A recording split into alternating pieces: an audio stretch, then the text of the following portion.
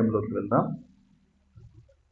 యెషయా గ్రంథము 52వ అధ్యాయము 11వ వచనం చివరి భాగాన్ని చదువుకుందాం. Isaiah 52:11 last verse, last part of verse. यशाया का ग्रंथ 52वां अध्याय 11वां वचन आखिरी भाग.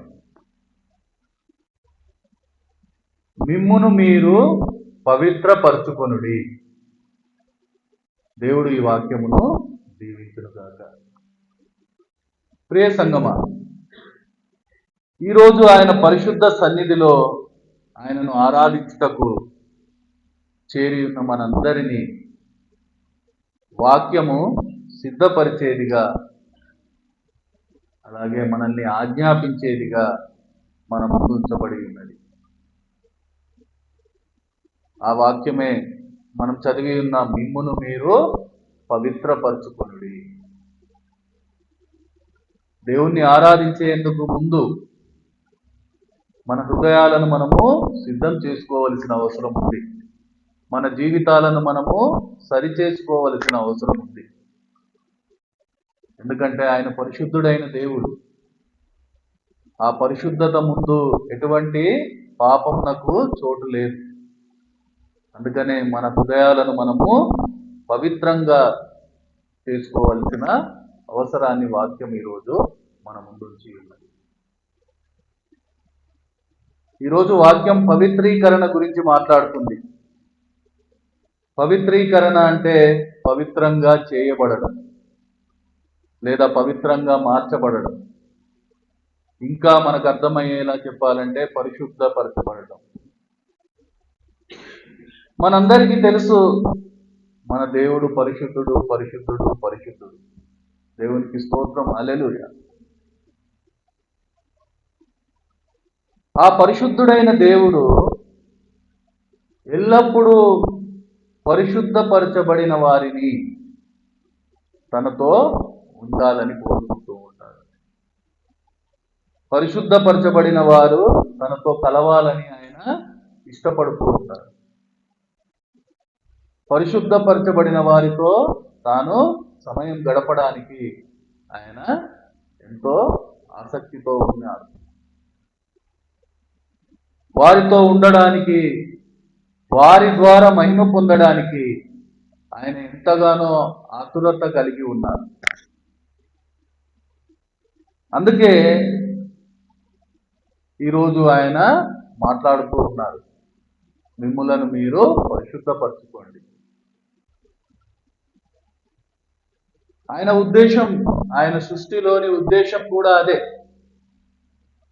అందుకే ఆయన నిన్ను, నన్ను, మనల్ని అందరినీ సృష్టించారు, ఏర్పరిచారు. ఇది దేవుని అనాది చిత్తం. ఆ చిత్తం నుంచి తప్పిపోయిన ప్రతి ఒక్కరిని ఆ రోజు నుంచి ఈ రోజు వరకు ఆయన పిలుస్తూ ఉన్నారు, మాట్లాడుతూ ఉన్నారు. ఈ రోజు కూడా ఆయన మాట్లాడుతూ ఉన్నాడు, మిమ్మల్ని మీరు పరిశుద్ధపరచుకోండి. నేను పరిశుద్ధుడను కనుక మీరును పరిశుద్ధులుగా ఉండండి. పాత నిబంధనలో కూడా ఆయన తన ప్రజలను ఆయన దగ్గరకు రాకముందే తమను తాము పరిశుద్ధపరచుకోమని ఆజ్ఞాపించిన పరిస్థితి మనం చూస్తాం. లేవియ కాండము 20వ అధ్యాయము 7-8 వచనాలు. లెవిటికస్ 27 and 8 वर्ष. लेवी कांड 20वां अध्याय 7 और 8 वचन. కావున మిమ్మును మీరు పరిశుద్ధపరచుకొని పరిశుద్ధులై ఉండుడి. నేను మీ దేవుడనైన యెహోవాను. మీరు నా కట్టడలను ఆచరించి వాటిని అనుసరింపవలెను. నేను మిమ్మును పరిశుద్ధపరచు యెహోవాను. ఆయనే మనల్ని పరిశుద్ధపరిచే దేవుడు. అలాగే కొత్త నిబంధనలో మనం చూస్తే పరిశుద్ధత ద్వారా మాత్రమే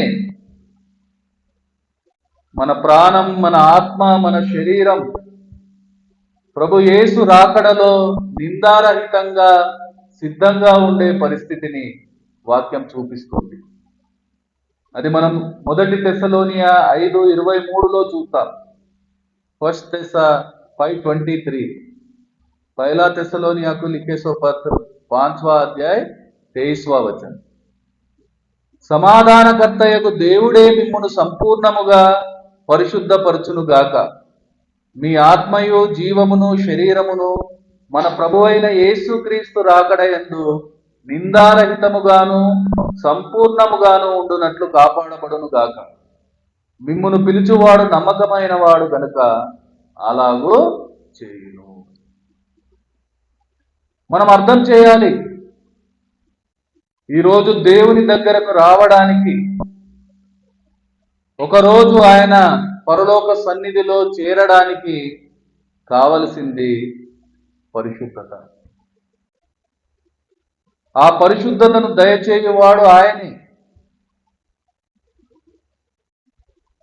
ఎవరైతే ఆ పరిశుద్ధతను కోరుకొని దానిలో నడుస్తారో, దానిని పొందుకుంటారో వారు ప్రభువును చూస్తారు, వారే ప్రభువును ఒకరోజు చేరుతారు అని వాక్యం మనతో మాట్లాడుతూ ఉంది.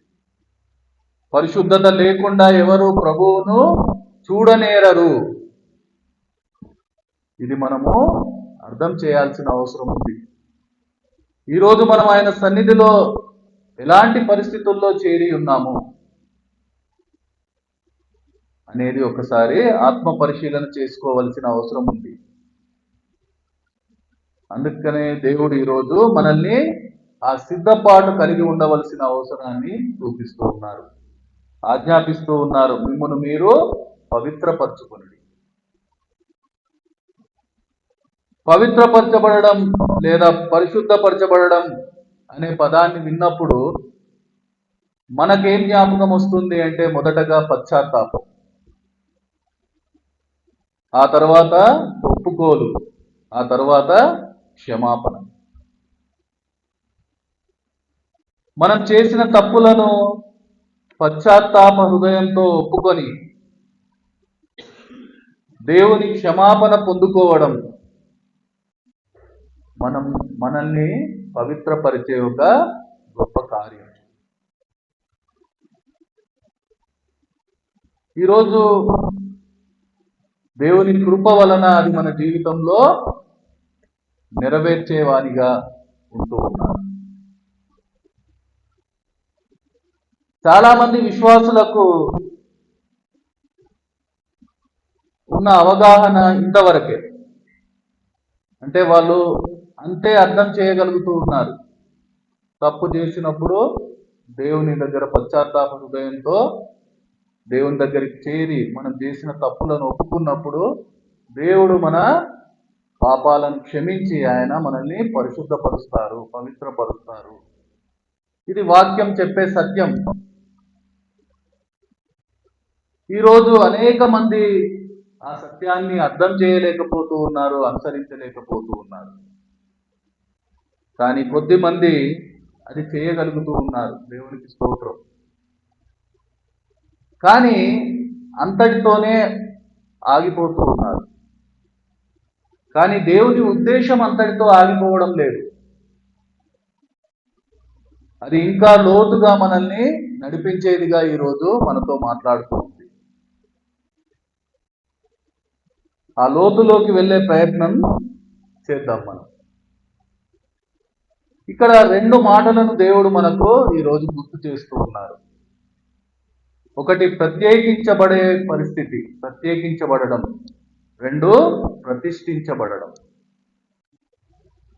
ఆత్మీయంగా ఈ 2 మాటలను మనము ఆలోచన చేయవలసిన అవసరం ఉంది.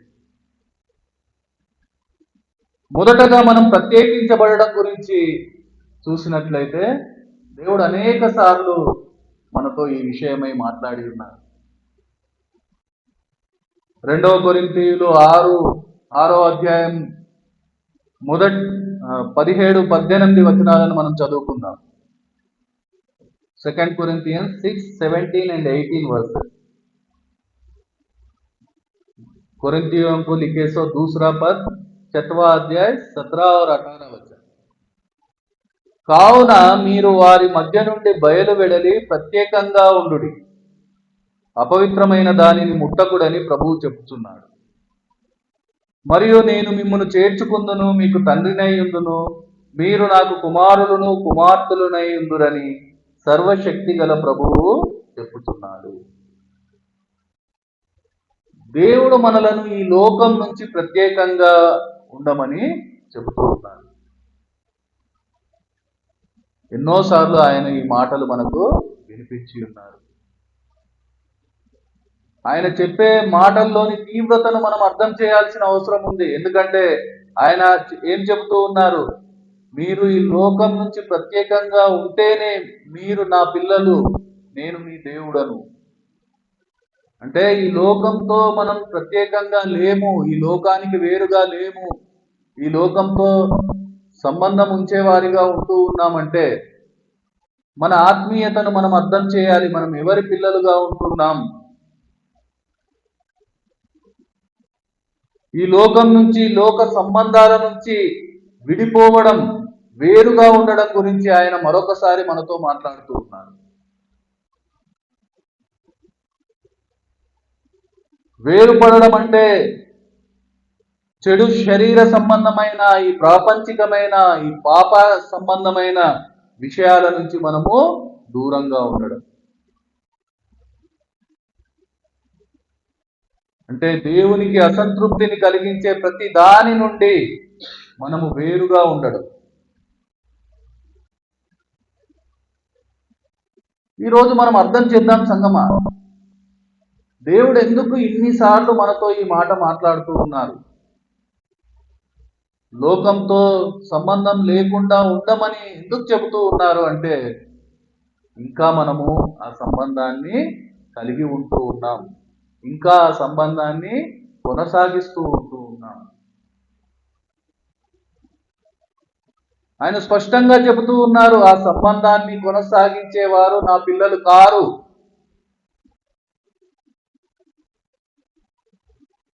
ఎవరైతే లోకం నుంచి ప్రత్యేకంగా ఉంటారో, వాళ్ళని అక్కడి నుంచి బయలు వెళ్ళి ప్రత్యేకంగా ఉంటారో వాళ్ళు నా పిల్లలు, వాళ్లకు నేను దేవుడను అని చెబుతూ ఉన్నారు. ఈ ప్రత్యేకత మన విశ్వాస జీవితంలో అన్ని స్థాయిలలో, అన్ని దశలలో మనము గమనించవలసిన వారమై ఉన్నాం. మన పాపము, మన పాత జీవితం నుంచి మనం వేరు చేయబడాలి. అలాగే ఈ లోకము, దాని విలువల నుండి మనం వేరు చేయబడాలి. ఈ లోకంలో ఎన్నో విలువలు ఉన్నాయి, ఎన్నో గొప్పలు ఉన్నాయి, ఎన్నో ఆధిక్యతలు ఉన్నాయి. ఈ లోకంలో ఎన్నో సంతోషాలు ఉన్నాయి, లోకంలో అనేక విషయాలు ఉన్నాయి. వాటన్నింటి నుంచి మనం వేరు చేయబడాలి. ఎన్నో సంబంధాలు ఉన్నాయి, వాటన్నింటి నుంచి మనం వేరు చేయబడాలి.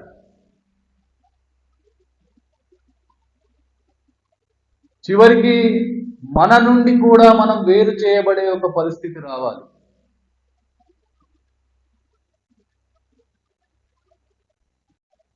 ఈ చివరి దశను వాక్యం గుర్తు చేస్తుంది.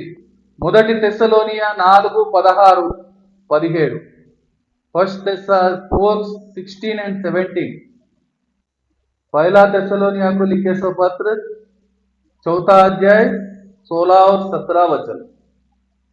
ఆర్భాటముతోనూ ప్రధాన దూత శబ్దముతోనూ దేవుని బూరతోనూ పరలోకం నుండి ప్రభువు దిగివచ్చును. క్రీస్తు నందుండి మృతులైన వారు మొదట లేతురు. ఆ మీదట సజీవులమై నిలిచియుండు మనము వారితో కూడా ఏకముగా ప్రభువును ఎదుర్కొనుటకు ఆకాశ మండలమునకు మేఘముల మీద కొనిపోబడుదుము. కాగా మనము సదాకాలము ప్రభువుతో కూడా ఉందుము. ఇది మన నిరీక్షణ, ఇది మన కోసం దేవుడు చేసిన ఏర్పాటు. ఈ ఏర్పాటు ఎప్పుడు మనం మన జీవితంలో అనుభవిస్తాము, ఎప్పుడు ఆ లక్ష్యాన్ని చేరగలుగుతాము, ఎప్పుడు ఆ గమ్యాన్ని మనం తాకగలుగుతాము అంటే ఈ లోకం నుంచి వేరుపడినప్పుడే. ఈ లోకంతో విడిపోకుండా దీన్ని సాధించలేని ఒక పరిస్థితిని దేవుడు ఈరోజు మనకు గుర్తు చేస్తూ ఉన్నాడు. సంగమా, ఒక్కసారి ఆలోచన చేద్దాం. ఈ లోకంతో సంబంధం ఉంచడానికి ఇష్టపడే మనమందరం, ఈ లోకంతో సహవాసం చేయడానికి సిద్ధపడే మనమందరం, ఈరోజు మన ఆత్మీయ లక్ష్యం ఏమై ఉంది, మన ఆత్మీయ గమ్యం ఏమై ఉంది, ఒకసారి ఆలోచన చేయవలసిన అవసరం ఉంది. ఈ లోకం నుంచి వేరుపడకుండా, ఈ లోకాన్ని విడవకుండా ఆ గమ్యాన్ని మనం చేరలేము.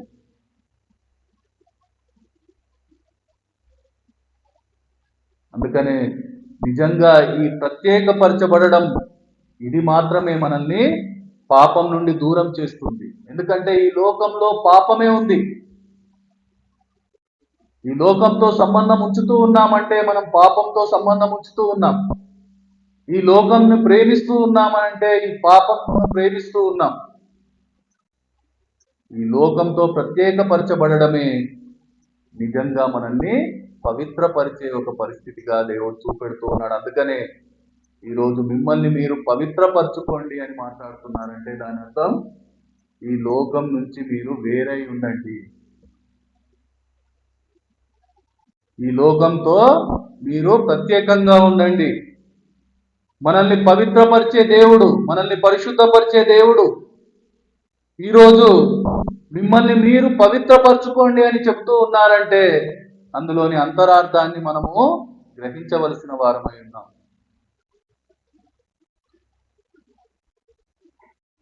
దేవునికి ఆయాసకరమైనవి, ఆయన విడువమన్నవి, ఆయన వద్దన్నవి విడువకుండా ఏ రోజు మనం పవిత్రంగా ఉండలేము. మన పవిత్రత సంపూర్ణం కాదు. అవి విడువవలసిందే. అది విడువవలసింది మనమే. ఇంకా ఎవరో వచ్చి మన కోసము దాన్ని విడిచిపెట్టేవారు ఉండరు. ఈరోజు నువ్వు ఉంచుతున్న ఈ లోక సంబంధము, నువ్వు ఉంచుతున్న ఈ లోక ఆశలు, నువ్వు ఉంచుతున్న ఈ లోక సహవాసము, ఇవన్నీ నువ్వే విడవవలసిన అవసరం ఉంది. అందుకనే దేవుడు మనతో మాట్లాడుతూ ఉన్నారు, మిమ్మును మీరు పవిత్రపరచుకోండి. ఇక రెండవదిగా మనం చూస్తే ప్రతిష్ఠించబడడం. ప్రతిష్ఠించబడడం అంటే దేవునికి సమర్పించుకోవడం. ఏం సమర్పించాలి? మనకిష్టమైన వాటిని దేవునికి సమర్పించే ఒక పరిస్థితి, అటువంటి ఒక ఆత్మీయత. ఎందుకంటే ఈరోజు అనేక ఇష్టాలు ఉన్నాయి మనకు. మన ఇష్టాలను వదలకుండా మనము ఆయన దగ్గరికి వస్తూ ఉన్నాం. ఎందుకంటే ఈ ఇష్టాలను వదలమని దేవుడు ఎందుకు చెప్తూ ఉన్నారంటే ఈ ఇష్టాలే మనల్ని మళ్ళీ పాపంలోకి తీసుకెళ్తూ ఉన్నాయి. దేవుని కృప వల్ల ఒకరోజు మనము పరిశుద్ధపరచబడ్డాం. కానీ ఈరోజు మన మనసులో ఉండే, మన హృదయంలో ఉండే, మన జీవితంలో ఉండే మన ఇష్టాలు, మన కోరికలు, మన వాంఛలు, ఇవన్నీ మళ్ళీ మనల్ని పాపంలోకి తీసుకెళ్తూ ఉన్నాయి. అందుకనే మన ఆత్మీయ జీవితాన్ని మనం ఒకసారి పరిశీలించుకుంటే చేసిన తప్పులే మళ్ళీ మళ్ళీ చేస్తూ ఉన్నాం. తెలియకుండా ఏ తప్పు మనం చేయడం లేదు, తెలిసి మరీ చేస్తూ ఉన్నాం. చేసిన తప్పులే మళ్ళీ మళ్ళీ చేస్తూ ఉన్నాం. పాపంలో పడుతూ ఉన్నాం. పశ్చాత్తాపంతో దేవుని దగ్గరికి వస్తూ ఉన్నాం, ఒప్పుకుంటూ ఉన్నాం. దేవుడు మళ్ళొకసారి మనల్ని పవిత్రపరుస్తూ ఉన్నారు. తిరిగి మళ్ళీ అదే మనం కొనసాగిస్తూ ఉన్నాం.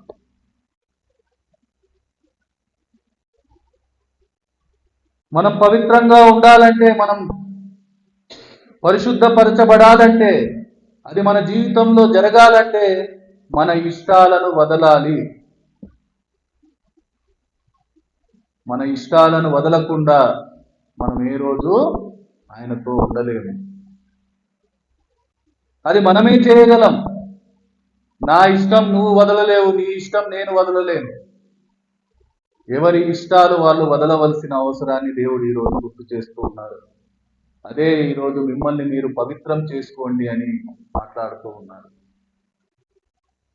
మనం బైబిల్ గ్రంథంలో చూస్తే సువార్తికుడైన మత్తయి తన వృత్తిని విడిచిపెట్టాడు.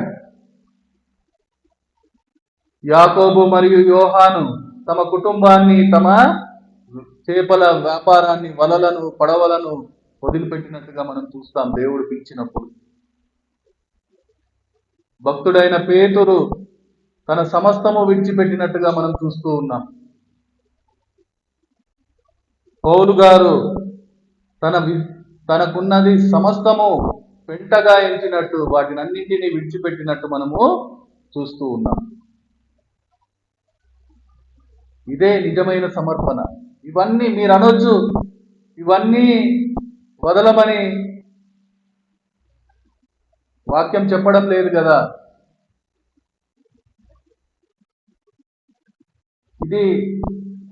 ఈ ప్రతిష్ఠించబడడం అనేది ఒక ఆజ్ఞ కాదు. ఇది మనం ఇష్టపూర్వకంగా మన హృదయం తీసుకునే ఒక ఎంపిక. దేవుని కోసం నేను ఇది వదులుకుంటాను. ఇది ఒక ఆజ్ఞగా కాకుండా ఇది మన హృదయము పడే తపనగా మనము అర్థం చేయవలసిన అవసరం ఉంది. ఎందుకంటే వాళ్ళు దేవుడు పిలువగానే నన్ను వెంబడించండి అంటే అవన్నీ వదిలిపెట్టి రమ్మని దేవుడు చెప్పలేదు, కానీ నన్ను వెంబడించండి అనగానే వాళ్ళు అర్థం చేశారు. తనకున్నదంతా విడిచి వెళ్ళడానికి ఉండే మనసును వాళ్ళు కలిగి ఉన్నారు. ఈరోజు అలాంటి మనసు మనకుందా? అలాంటి మనసు లేదంటే మనము ఏ రోజు మనల్ని మనము ప్రతిష్ఠించుకోలేము, ఏ రోజు మనల్ని మనము పవిత్రపరచుకోలేము.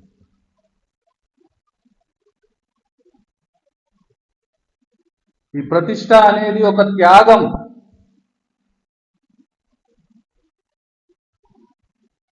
చెడును ఎవరు ప్రతిష్ఠించలేరు, దానిని వేరు చేయాలి. కానీ మనం ఇష్టపూర్వకంగా ఏదైతే దేవునికి అప్పగిస్తూ ఉన్నామో దానిని మనము ప్రతిష్ఠించగలుగుతాం. ఈరోజు మన జీవితంలో మనకిష్టమైనవి మనం దేనికోసమైతే ఆరాటపడుతూ ఉన్నాం, ఎందుకనంటే దాన్ని తీర్చుకునే ప్రయత్నంలోనే మనం పాపంలో పడిపోతున్నాం. మన ఇష్టాలను నెరవేర్చుకునే ప్రయత్నంలోనే మనం పాపంలో పడిపోతున్నాం, ఆ పవిత్రతను కోల్పోతూ ఉన్నాం. అందుకనే ఇవన్నీ మనము విడిచిపెట్టవలసిన అవసరం ఉంది. మన ఇష్టాలను, మన కోరికలను, మన ఆశలను, మన ఆకాంక్షలను, ఇవన్నిటిని మనం విడిచిపెట్టవలసిన అవసరం ఉంది. ఇదే మనల్ని మనం ప్రతిష్ఠించుకోవడం దేవుని కోసం. చాలా మంది తమకు నచ్చని దాన్ని వదులుకోండి అదే సమర్పణ అనుకుంటారు. అది సమర్పణ కాదు. అది వారి సౌలభ్యం కోసం చేసే పని. నిజమైన సమర్పణ అంటే విలువైనది ఇవ్వడం దేవునికి, మిగిలిపోయింది కాదు. శ్రేష్టమైనది ఇవ్వడం, వ్యర్థమైనది కాదు. నిజమైన సమర్పణ ప్రేమను కలిగి ఉంటుంది, ప్రేమతో ఉంటుంది. నిజమైన సమర్పణ త్యాగంతో కలిగి ఉంటుంది.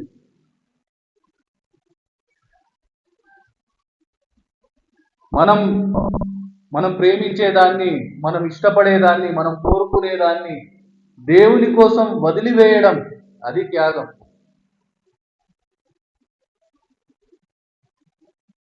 అలా వదిలివేసే పరిస్థితి కొన్నిసార్లు బాధనివ్వచ్చు మనకు, కానీ నిజంగా మనం ఆ పని చేసినప్పుడు దానివల్ల దొరికే ఆనందం ఎంతో గొప్పది. అది అనుభవిస్తేనే తెలుస్తుంది. అది అనుభవిస్తేనే తెలుస్తుంది. అదే నిజమైన సమర్పణ. అదే నీవు నేను దేవునికి ప్రతిష్ఠించుకునే ఒక పరిస్థితి. కొంతమంది దేవుని కోసం తాము వదులుకున్న దాని గురించి గొప్పలు చెప్పుకోవడం మొదలు పెడతారు. అటువంటి వాళ్ళు అర్థం చేయాలి. ప్రతిష్ఠించుకోవడము త్యాగంతో కూడుకున్నది, గర్వంతో కాదు. అది వినయంతో అర్పించబడవలసిన అవసరం ఉంది, విధేయతతో చేయవలసిన అవసరం ఉంది. ఈ సమర్పణ విషయంలో మనం ప్రభు యేసును మనకు ముందు మాదిరిగా ఉంచుకుంటే, మనం చేసే సమర్పణ, మనం అప్పగించుకునే అర్పణ ఏ లెక్కలోకి రాదు. మనం అనుకుంటున్నాం దేవుని కోసం నేను ఇది వదిలివేశాను, నేను అది వదిలివేశాను అని మనల్ని మనం గొప్పగా అనుకుంటున్నామేమో. కానీ ప్రభు యేసు జీవితాన్ని మనం చూసుకుంటే, ఆయన తన తండ్రి కోసం విడిచిపెట్టిన వానితో మన జీవితాన్ని పోల్చుకుంటే మనం చేసింది ఎందుకు పనికిరాదు. కాబట్టి సహోదరులారా, దేవునికి మనల్ని మనం ప్రతిష్ఠించుకోవాల్సిన అవసరాన్ని ఈరోజు మనం అందరము కలిగి ఉన్నాం. అదే మనల్ని మనం పవిత్రపరచుకునే ఒక విషయంగా దేవుడు గుర్తు చేస్తూ ఉన్నారు. సమర్పణ అనేది ఒక బాధ్యత కాదు, ఇది ఒక అర్పణ.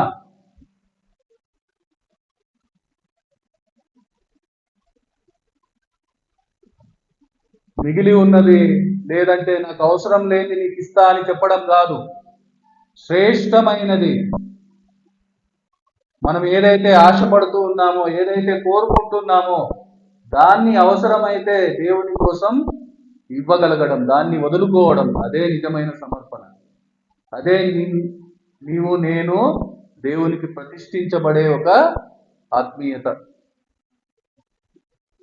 ఇది చేయడం కష్టమే, కానీ అన్నింటిలో మనం లాభ నష్టాలను బేరీజు వేసుకునే మన మనసు ఒక్కసారి ఆలోచన చేయాల్సిన అవసరం ఉంది. ఇది వదులుకుంటే మనకి ఏం దొరుకుతుంది? ఆ లెక్క ఎందుకు చేయలేకపోతూ ఉన్నాం? ఆ బేరీజు ఎందుకు వేయలేకపోతూ ఉన్నాం? ఈ లోక సంబంధమైన వాటిని అన్నింటినీ మనము త్రాసులో పెట్టి తూచే ప్రయత్నం చేస్తున్నామే. మరి దేవుడు మన కోసం సిద్ధం చేసిన ఈ గొప్ప మేలును, ఈ గొప్ప ఆశీర్వాదాన్ని మనం ఎందుకు అర్థం చేయలేకపోతూ ఉన్నాం?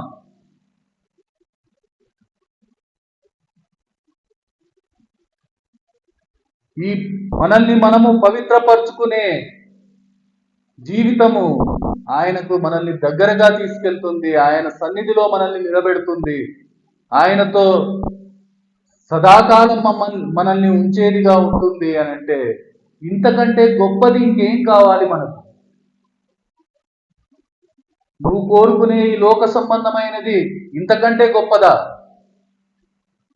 ఇది ఎందుకు మనం అర్థం చేయలేకపోతూ ఉన్నాం? అందుకనే ఇంకా మనము ఆయన ముందర పవిత్రంగా ఉండలేకపోతున్నాం. అందుకనే దేవుడు ఈరోజు మిమ్మల్ని మీరు పవిత్రం చేసుకోండి అని మాట్లాడుతూ ఉన్నారు. మనం ఈరోజు మనల్ని మనం ప్రశ్నించుకోవాల్సిన అవసరం ఉంది. అబ్రహాముకు ఎంతో ఇష్టడు, ప్రాణ సమానుడైన తన కుమారుణ్ణి దేవుడు బలిగా ఇవ్వమంటే అతడు ఏ ఆలోచన లేకుండా ఇవ్వడానికి సిద్ధపడ్డాడు. ఈరోజు దేవుడు మనల్ని అర్పించమని అడుగుతున్న మన జీవితంలో ఆ ఇస్సాకు ఏంటి? ఒక్కసారి ఆలోచన చేయండి సంగమా.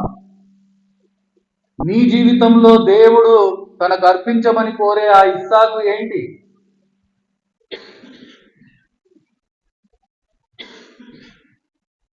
దేన్ని పట్టుకొని నువ్వు ఆయనకు సమర్పించుకోలేని పరిస్థితుల్లో వెనుకడుగు వేసేవానిగా ఉంటూ ఉన్నావు?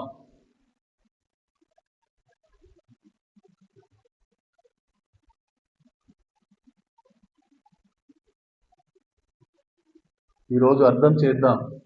మనల్ని మనము ప్రత్యేకపరచుకోవడం, మనల్ని మనము ప్రతిష్ఠించుకోవడం, ఇదే మనలను మనం పవిత్రపరచుకోవడం.